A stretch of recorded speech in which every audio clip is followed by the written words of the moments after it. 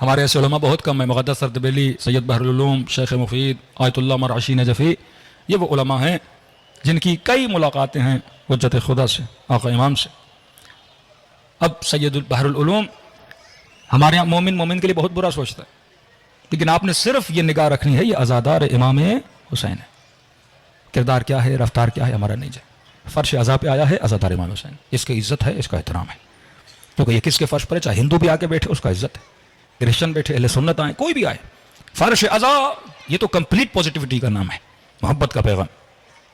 اتنا بڑا مرجع جس کا لقب ہے علم کا دریا، جس کو دریا بھی بنایا تو وقت کے امام نے بنایا۔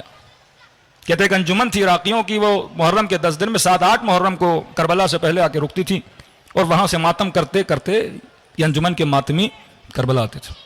آغا بحر العلوم ہر سال اس انجمن کے استقبال کے لیے جاتے تھے، کبھی جائیں چائے بانٹتے تھے، کبھی نیاز بانٹتے تھے۔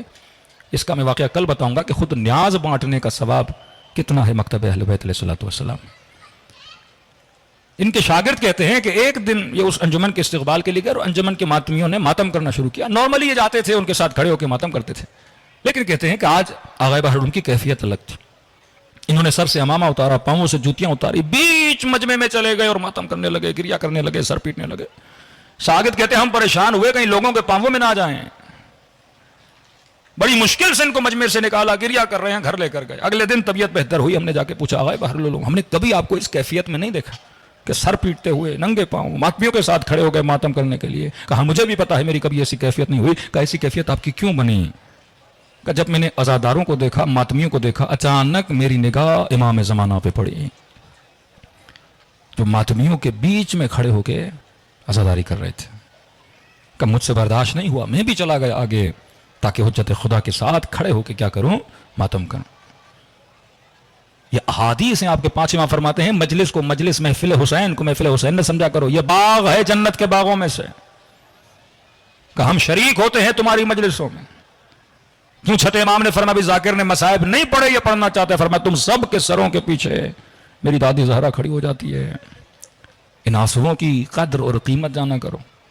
آغا مرعشی نجفی وصیت کرتے ہیں کہ اس رومال میں جس میں نے امام حسین کے لیے گریہ کیا ہے وہ میرے قبر میں رکھا جائے تاکہ میں جناب زہرا کے لیے ثبوت پیش کروں کہ بی بی میں آپ کے حسین کے لیے اتنا رویا تھا۔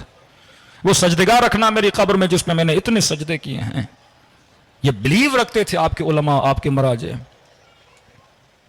ایک مومن کہتا ہے میں حرم امام حسین میں رو رہا تھا، کہتا ہے کہ عراقی کہ میرے آنسو جب زمین پہ گرتے تھے یہ آنسوؤں کو لے کے اپنے چہرے پہ ملتا تھا، اپنی آنکھوں پہ ملتا تھا۔ میں نے کہا مومن کیا کر رہے ہو؟ کہ حسین پہ جو آنسو بہایا جاتا ہے خدا نے اس میں بھی کیا رکھی ہے، شفا رکھی ہے، میں اپنی آنکھوں کو شفا دینا چاہتا ہوں۔ یہ عقیدے، یہ اہل بیت علیہ الصلوۃ والسلام کے ساتھ تمسک یہ فرش عزا سے ملتا ہے۔